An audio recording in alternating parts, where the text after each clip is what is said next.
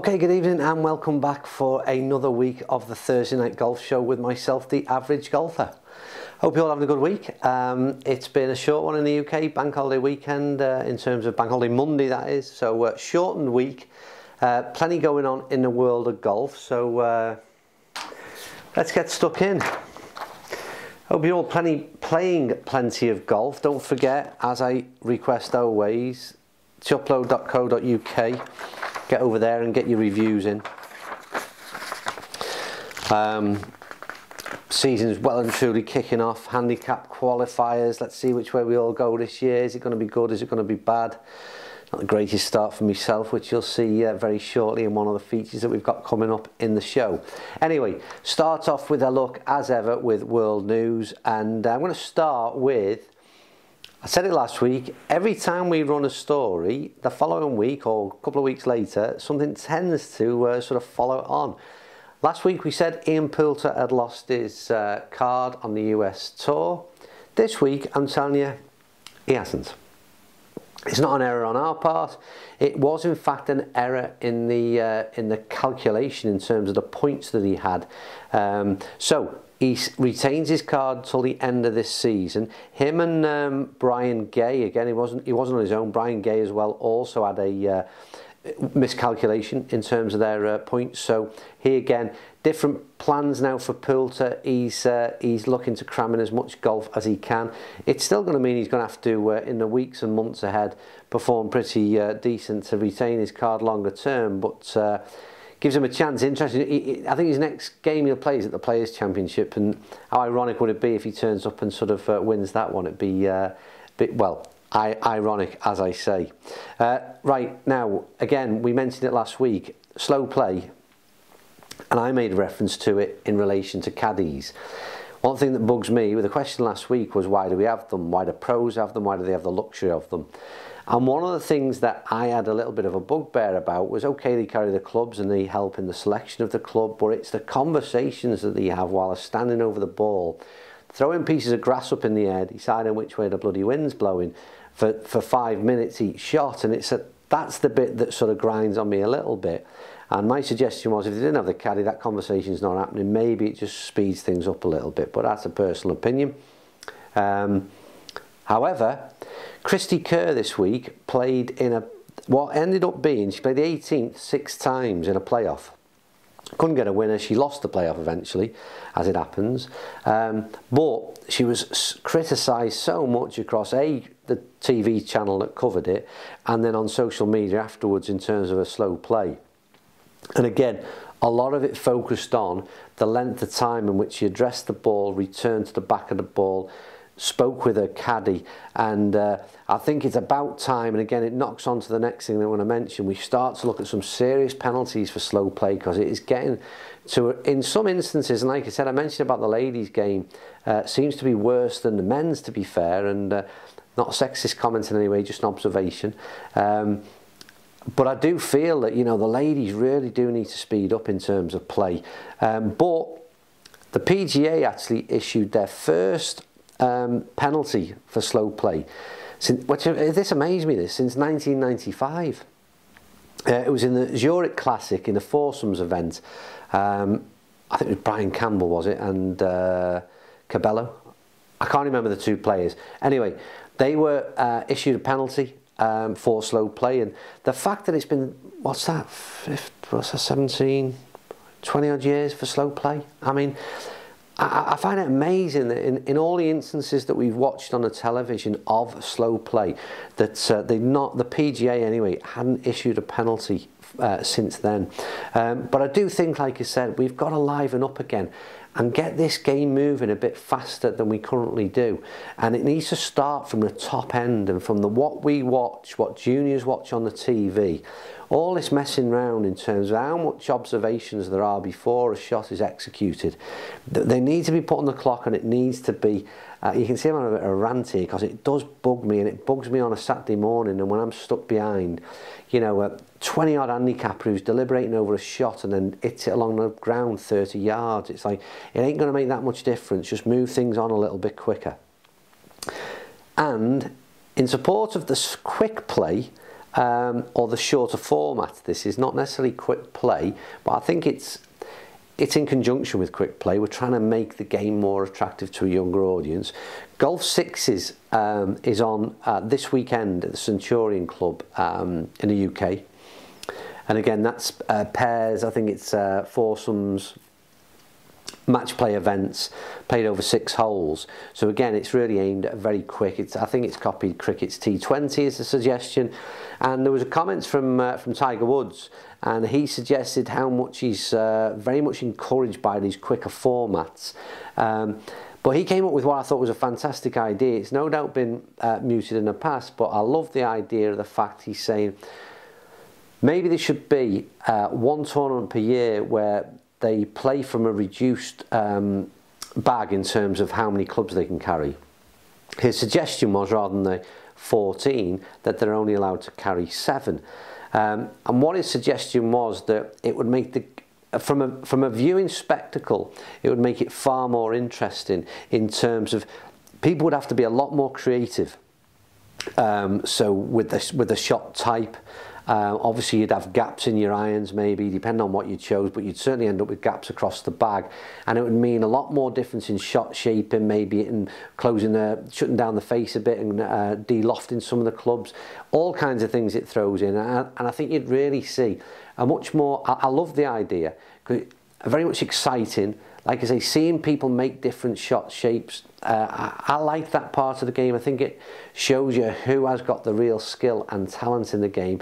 My favourite kind of golf is watching the likes of Seve in his heyday and the kind of shots that he could make from absolutely nothing, using clubs that, again, Tiger even mentioned using the old sort of Balata balls and the old club heads as well, the Persimmon clubs, again to throw some more difficulty, rather than at the moment some of the golf, in particular the target golf, where it's a case of big open fairways, 350-yard drives, pitching wedge into greens.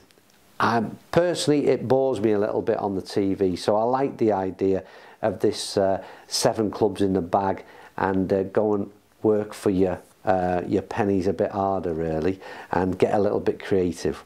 Anyway, that's Tiger's opinion. I like that one as well. Now then, a bit of a quick question first of all, before we go on. We're going into product, and by the time this airs, we might have received the Acros system. We talked about it last week, which is this little button, if you like, attached to each of your clubs, and allows you to analyse sort of post-game data, see how you've performed. I've really looked into this over the last week, and there's a great claim of how it can help and assist people with their overall game, in terms of really focusing on where you went wrong, what are your weaknesses in your game, what you think your weaknesses are, and what they actually are sometimes totally different. And I know the Game Gear system has been in play for maybe, I don't know, maybe a year, 2 years maybe, I don't know, it's time flies as they say.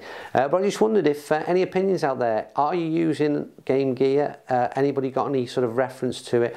And do you feel that it's helped your game at all? I think it's David Ciccaretti made a comment last week's show, and we had a bit of a brief conversation over YouTube, and he suggested that it has helped, and I'm really looking forward to it. We're going to get, fortunately they're sending us one of these Acros systems out, and I'll stick it into my clubs, and we'll see what kind of analytics it gives. But I'm really interested to see if I can highlight the problems. Hope there's not too many, when otherwise I might send it back quite sharpish. But hey, really looking forward to that.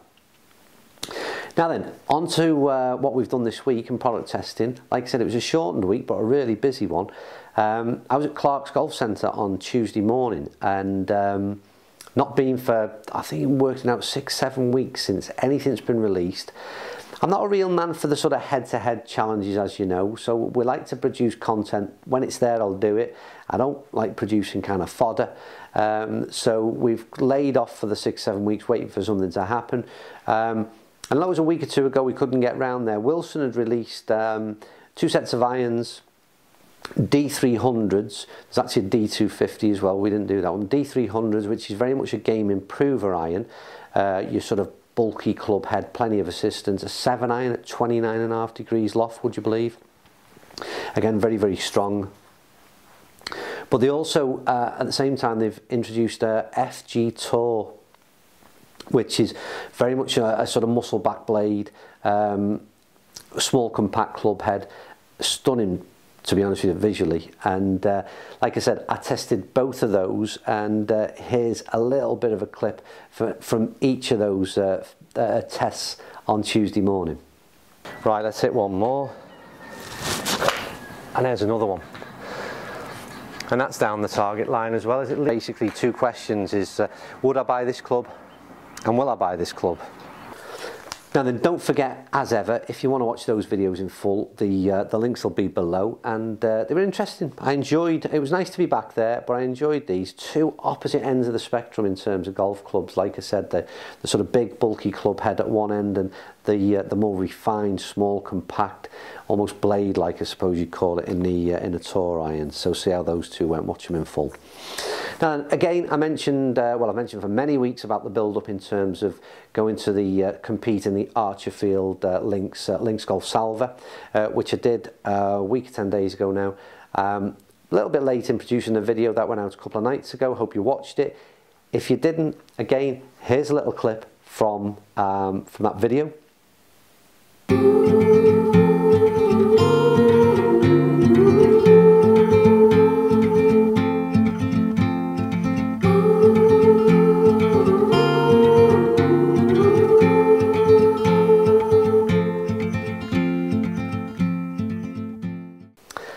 Now then, once again, if you want to see in full how exactly things panned out during and it's more of it is about how I played and my performance, but also a little bit of introduction for those of you who may consider playing in the Links Golf Salva or those type of events and what you might expect. So well worth a watch. Now then, on to we've got no real questions this week, but what I have got is some tremendous giveaways and some brand new news in terms of what we're going to be doing moving forward. So there's a separate website that is going to host giveaways, prize giveaways, golf related giveaways. You can get to it from the Teahuplo website. It's winwithteahuplo.com, and we're going to start things off. We've got a couple of things we want to do. I mentioned last week that you've got your 3 nights, 2 rounds. That was games in Portugal, Quinta da Vale. Again, I think that was in Tavera, wasn't it? That was in relation to Glencore Golf. That's a giveaway that we've got, and you already know about how you can enter that. But if you go to winwithteahuplo.com, you'll see how you can just enter your name and email address, and your name is straight into the hat for that draw. But you'll also see some other giveaways we've got. We're going to launch, at the moment, there's 2 giveaways on there. The second one being a fantastic prize from Ben Ross. Now then, you know that we did a whole host of videos on the Ben Ross range, and you also know, if you do watch our videos that is, you'll know how impressed I was, absolutely blown away. So the Ben Ross have very kindly, the Type R driver that I tested, so that's the fully adjustable, the all singing, all dancing driver, they have suggested, very kindly donated, I can give away that driver in terms of a prize. So well worth winning. And yet again, if you go over to winwithteahuplo.com, you'll see a separate competition there. We've separated them out because into a separate website, because often there are many different competitions all running simultaneously. They'll all have closing dates that run in 4 or 5 weeks time, so they can all be running at once, but you can enter into each and every one of those, and all you do is, like I said, on each occasion you'll be asked for your name and your email address, and that's it, you're in. So make a note of that website. No doubt I've thrown it across the screen by now, winwithteahuplo.com, and that's 2 of them. The third giveaway, so this is the 3 launch prizes that we've got, is the Taggers gear. The Taggers website, where you know you can buy all the t-shirts, the caps, what else is the hoodies, kind of sweatshirts, these kind of things. There's also a £100 voucher to use at taggers.co.uk. So once again, all you got to do is stick your name. I'm repeating myself now, aren't I? You know the rules. Just get yourself in there. As the weeks progress, as we go forward, I'll keep on mentioning what there is in terms of the giveaways, but keep on checking back to that website as well, because they'll change as often as we can get some prizes coming through, and look to get you involved with some freebies and some giveaways, which is always nice. Anyway, that is me for this week's show. Next week I am out with one of our supporters of the channel. That's next. I think I suggested I was out this week, but I got that wrong in last week's show. I'm out next week on the Wednesday, and then I'm also playing golf with a fellow YouTuber who I'll leave that anonymous for now. That is a week today. So once again, I'm going to have to look lively in terms of getting the Thursday night golf show filmed in time. It's going to be another tight and busy week. Anyway, as ever, really appreciate your support, really appreciate you watching. If you're playing golf, have a good time, testing any clubs, get us some comments down below if you want to see any products tested. Any suggestions, any way in which you want to see us will be directed by our audience. What you like to watch, what you like to see us doing, by all means stick it in the comments below. But like I said, most importantly, thank you for your support, thanks for watching, and I'll see you very soon on TwoUpload TV.